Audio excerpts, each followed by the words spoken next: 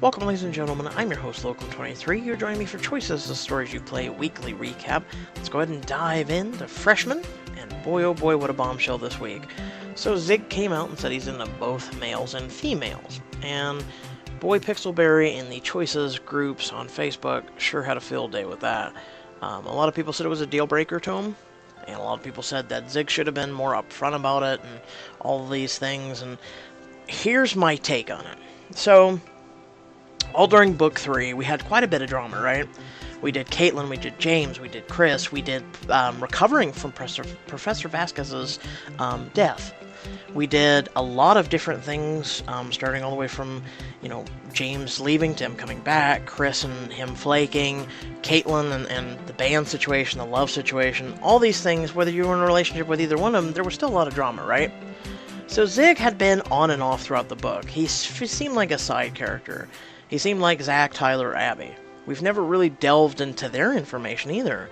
We honestly, and I want you to think about this, we don't know whether Tyler or Abby are bisexual. We know Zach is into guys, but could Zach also be into girls?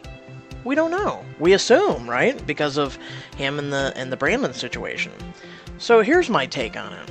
And I'm a person who, I think this is a really stupid subject to even have to do quite a large thought process on, and it's taken me over 80 takes to get this right. So I'm throwing that out there. And I finally was like, you know what, this is the last one. I don't care if I screw up, I don't care. This is it.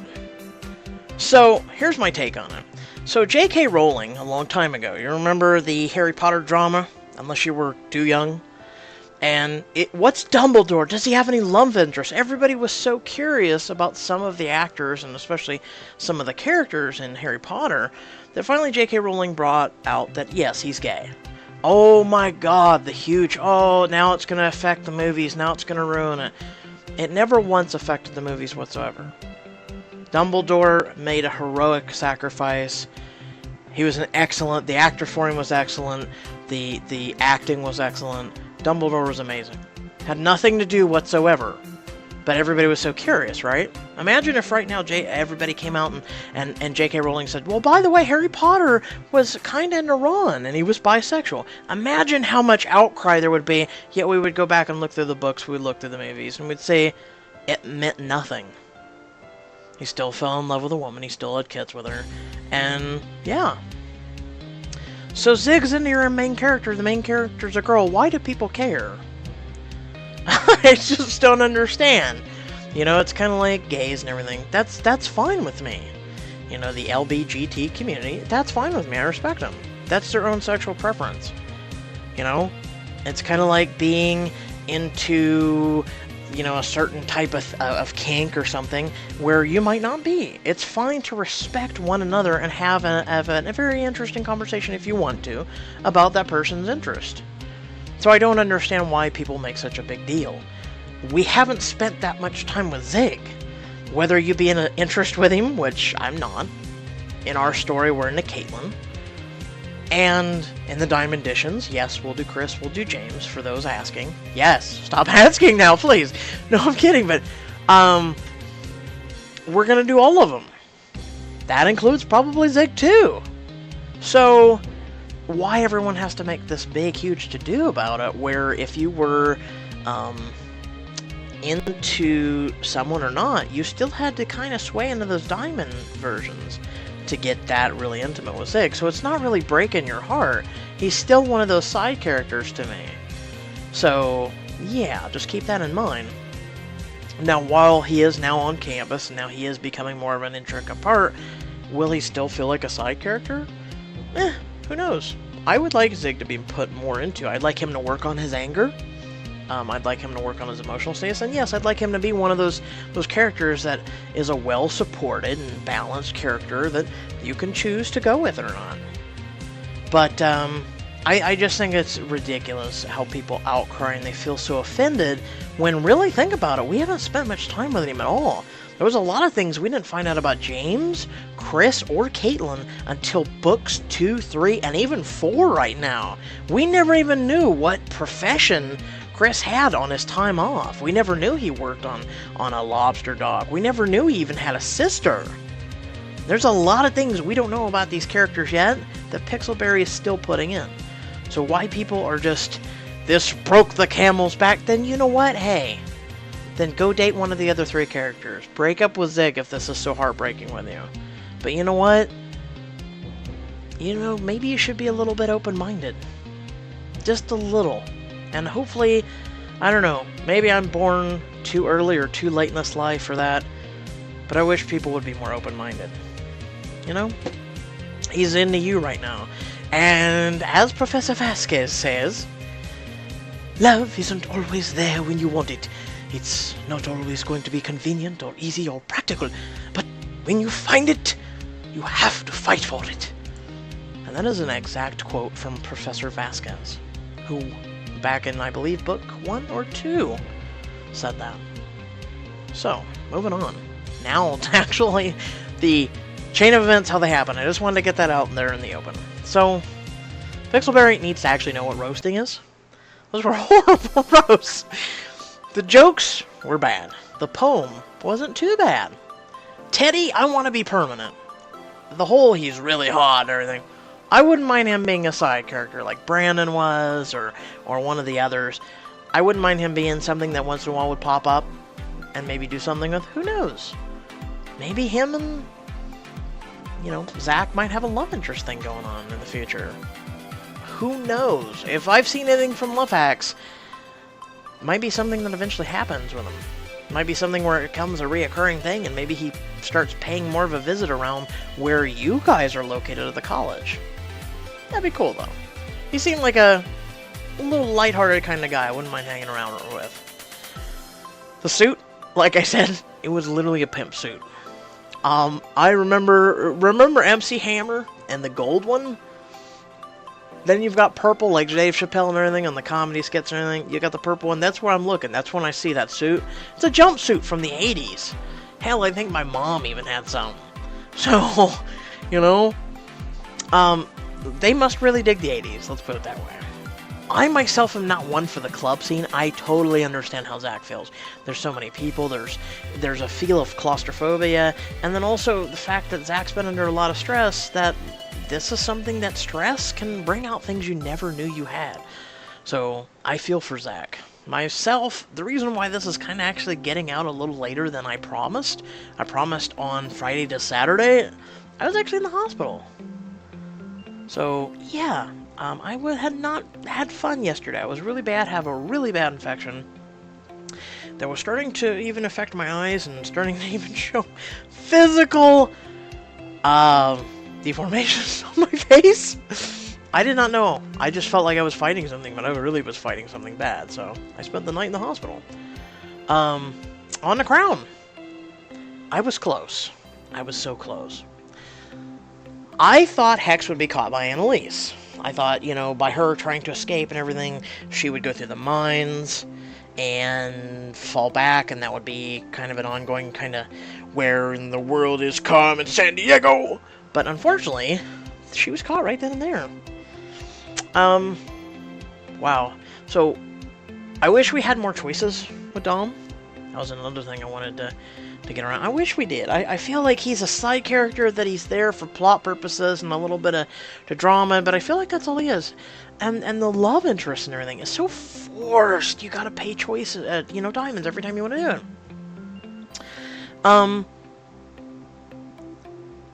I really will miss the mind control stuff, the puzzles, the things. Who knows? Because there is the way of going into that world in and of itself through his fire training.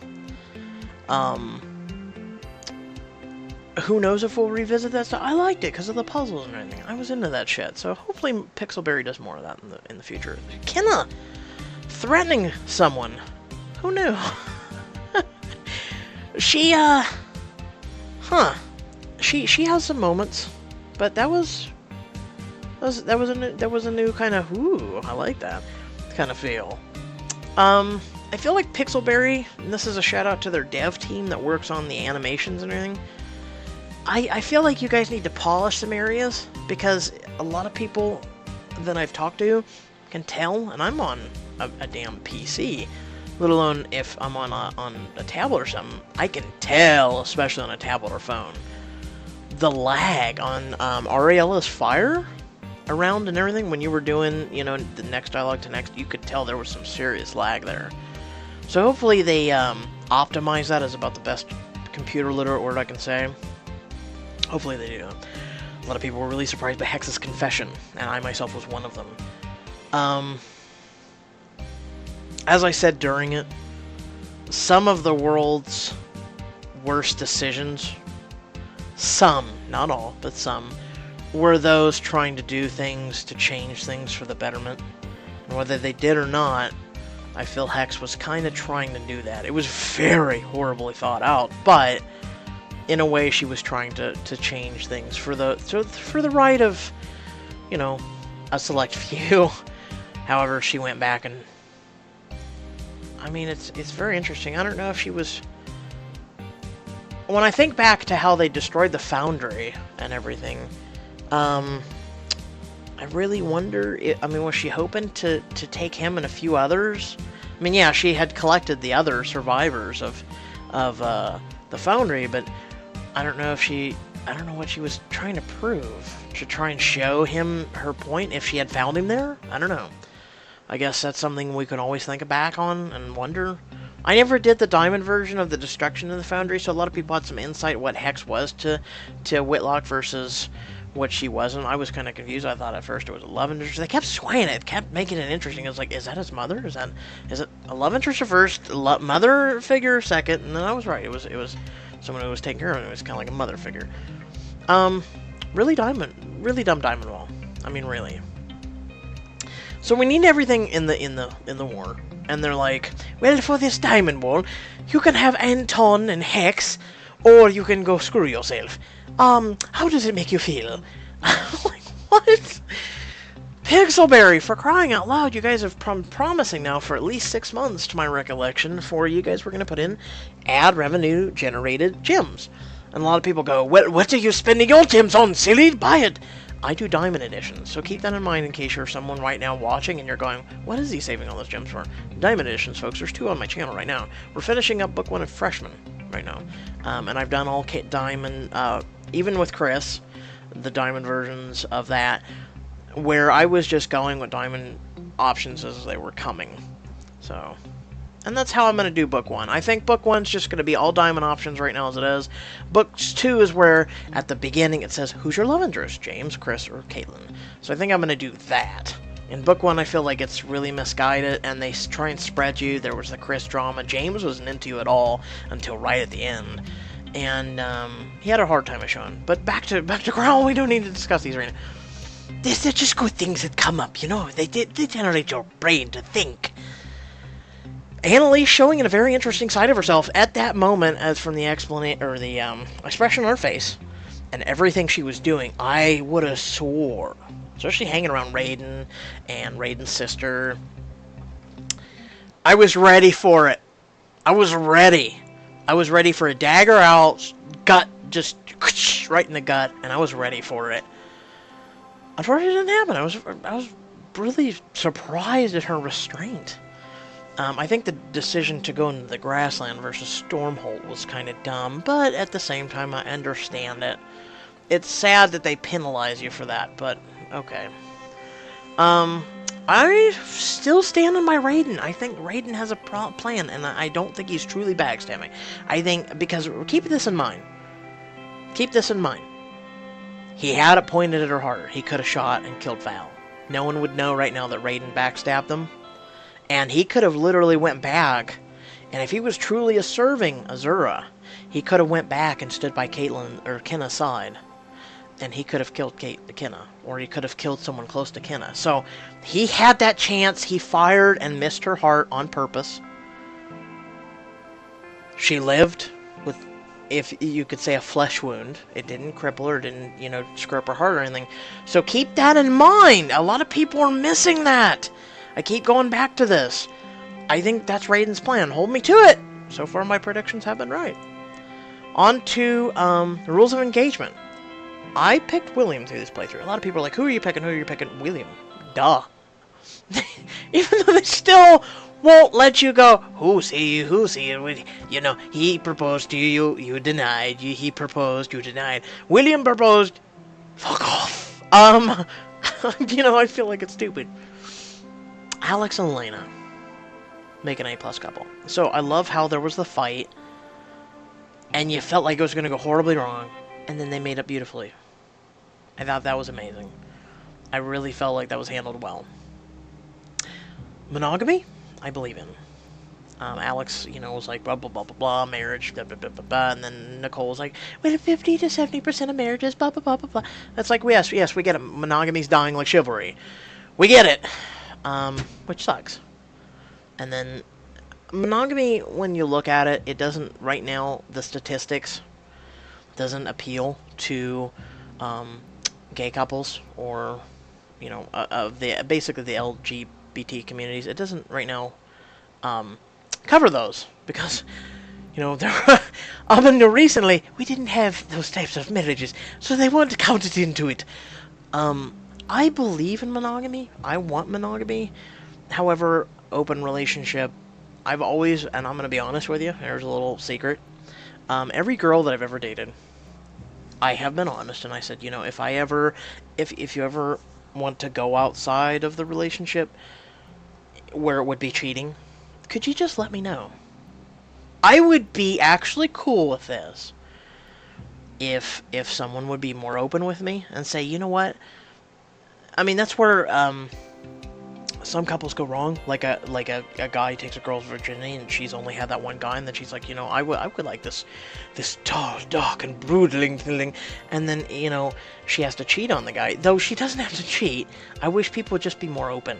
You know, I'm a huge open-minded person, so maybe I'm just one of a kind. I don't know, but that's just I would rather someone go to me and say, you know what, I kissed a girl and I liked it. Where, you know, it was like, and, you know, maybe that could become a thing. And I've seen more videos of people coming out with open relationships. They were married, then they went and they were like, you know what, let's have a girl that shares. And then they were like, oh, you know what, I really like her, you really like her, let's bring her into the fold. And those things are working out more than actual married couples. So it's really, I mean, like I said, I'm fine with just marriage and being with a woman, but, you know, if she wanted something different, or maybe we wanted to include a different spice, or, you know, like I said, I'm just being open-minded. As for the gala, I wonder what drama will hit it. I'm really wondering. There has to be, you know, because remember, this is almost near the end of the summer. You know, Nicole's still working. She technically, I mean, if you really think about it, Nicole's doing her list now with Audrey. Jess has a job, as Nana asked, so everything's 2 thumbs up. So there has to be something happen at the gala, like Jess lose her job, or Nicole didn't complete her list, and I mean, we're right there. We're right there. I feel like the end of Rules of Engagement is going to be a lengthy chapter, so I hope. And I feel like something's going to have to happen. Some shit's going to have to stir. I feel like the aunt's going to be in there somewhere doing something, and Dean, and even Violet. I think this is where Violet might come out, because we've been nice to her on several occasions. I feel like this might be where she comes out and says, you know what? You're wrong. You know, leave her alone. And leave them alone. And, you know, piss off. You don't need this money. You know, you've already got money. You can't even be happy with yourself and your family that you already have. Piss off. I hope that happens. I really do. On the Royal Romance. Really, Pixelberry? You know, I as a kid used to walk around in just t-shirts and shorts outside. I used to ride my bike to school in that kind of weather. It was freezing, and people would look at me and go, you're nuts. And as I've got older, you can't do that anymore. I go outside now, and if I try that, my stomach gets really cold, and then the next thing that happens is you are having horrible stomach, and you're spending a lot of time in the bathroom. It just don't work that way. As you get older, your body changes, which sucks. So, I wish I was still 18, trust me. Hell, I wish I was still 15 or 16. That's when I felt invincible. But with that outfit, it's like, We want you to wear this tank for 25 diamonds, or we want you to wear nothing for free. Hey, just sitting around in a broad bikini, when Olivia, I feel doesn't get respect or compliments much. When she got that compliment about how beautiful the place she lived in, she's kind of acted like Violet, like what? Oh, well, thank you. Okay. Because it's not like we're kissing up to her. We are meant to hate her. Keep that in mind. And in a way, we're taking that hate from Crown of the Flame and bringing it over. And it's like, we hate you. And that's how I was at the beginning. I was like, oh god, Jesus Christ, don't you just die? Did you clone yourself? I just feel that way. And, you know, as time went on, it's like, you know what? This is two separate books. Let's separate them. Yes, she's being just like the Crown of the Flame chick, but at the same time, these things make her feel off guard. These kind of things kind of throw her off guard. And for people like that, that's the best way to go at them and get at them, is to, wow, that's a really nice outfit you're wearing. She has died of a heart attack because she was complimented to death. Ah, yes. Drake has a lot of great restraint because he dealt with Olivia, and he can easily roast or piss someone off, though. You know, he's got that shell, and you can tell there's some family drama that they've had too, and that is where Pixelberry can kiss my ass. Because you gotta pay the diamond thing to go outside to follow Drake, and then you run into someone who's completely not Drake, and it's like he starts telling you a story, according to what I've seen, and it's like, this is the reason I'm doing diamond editions. I want to find out everything. I just feel like it's kind of a dick move by Pixelberry to this is all the diamonds you get. Better read every new book, and you're only going to be able to go through the books unless you buy some diamonds, and buy that one damn outfit you want, or, you know, something. To make yourself feel appreciative, and I just don't buy it. I literally don't buy it. But I do for the fans, because everyone wants the diamond version. And I digress, I promised it. Ah, sad face. When I buy more of these outfits, right now in Freshman Book 1, not having to buy any outfits. When I get in there and I'm having to buy outfits, it's gonna kind of perturb me. It's gonna kind of piss me off. But I digress. Taking a sip of my wonderful, cold Dunkin' Donuts coffee. Ah, yes. Speaking of Dunkin' Donuts, you should really try their new drink. I myself, it's called the Frozen Dunkin' Coffee. It's like their coffee colada, but it's a lot stronger flavor. It's something you should try. It's really good. I enjoy it. But I'm a huge coffee connoisseur, so I'll drink anything with coffee in it. Jesus. I will drink anything! Though I saw one thing that kind of, the avocado. I guess they pour coffee in a shelled out avocado now. And so you can drink it, I mean, it's like drinking it from a cup. It's just drinking it from the avocado shell itself. So I'm like, I would try it. Like I said, I'm open-minded. I would try it once. Let you know. I mean, you could pretty much go to your local coffee shop, and I would make the coffee in a cup before pouring it into the avocado shell, and then doing it. I might do it just to see. With that being said, like I said, I hope my opinion does not offend anyone. If it does, piss off. We can have a difference of opinion with the Zig thing, and I respect people's different opinions and everything, as long as you keep it respectful. There's a lot of people who don't like to be respectful. It's just like people right now complaining about book 4. It's Jesus, people, come on, it's chapter 4. There's another 12 minimum to go before some drama really happens. You don't know what's going to happen when we go see Caitlin's parents. We don't know what's going to happen when we see Tyler and Abby. We don't know what's going to happen along the road. We know the car's going to break down. I can already foresee that and predict that, because we were opted in to take a car fix-it-all kit. So keep that in mind, too. Stop bitching, for Christ's sakes! Oh. You know, I'll tell you. From what I've seen, and this happens with my YouTube videos too, you can make people happy, but then there's always going to be those people. Like, I still get the comments to this day. Your voice, it's just, and you don't know how to speak English. And it's like, you are, sir, are an idiot. What am I speaking? Am I speaking Chinese? Or maybe konnichiwa, banwa, baka ona? That is Japanese, by the way. Or am I speaking Spanish? Or what? What are you on? And then, if you don't like my voice, well, you know what? I'm sorry. If you want to see my choices, decisions, feel free to. You can always mute the video. Or, piss off! But I digress. Like I said, I respect difference of opinions and things like that, but when you gotta get personal, when you gotta get offended, when you gotta get hurt because if someone has a difference of opinion, you're doing it wrong. That's what an opinion is all about. And that's where, you look at Chris Ham and when Bill Nye had well, it wasn't an argument, it was a debate. And it was very respectable. It was two gentlemen who were standing up there and taking their sides and allowing the audience to decide. It was very respectable. It's what you do in the intellectual community. We don't sit there and go, bloody Bill Nye, he got all of his diplomas except for, fall from just over time. They just awarded it to him to be like, here you go.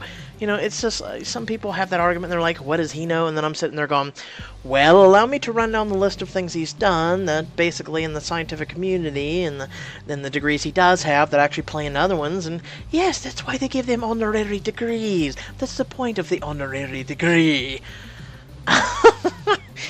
Oh, I could go on for hours about this. I just think a lot of people are more closed-minded, and I really wish they'd open their eyes and be more open-minded. But if that's their preference, as they say, ignorance is bliss. So, hope you all did enjoy the video. Please feel free to like and share. Also, head down to the description down below, where you can either follow me on my social media accounts, or if you would like to, for the low cost of just even $1 cup of coffee at McDonald's, you can support my work. Please do so. It is much appreciated. And until next time, stay well, stay awesome, and I catch you in the next video. Goodbye.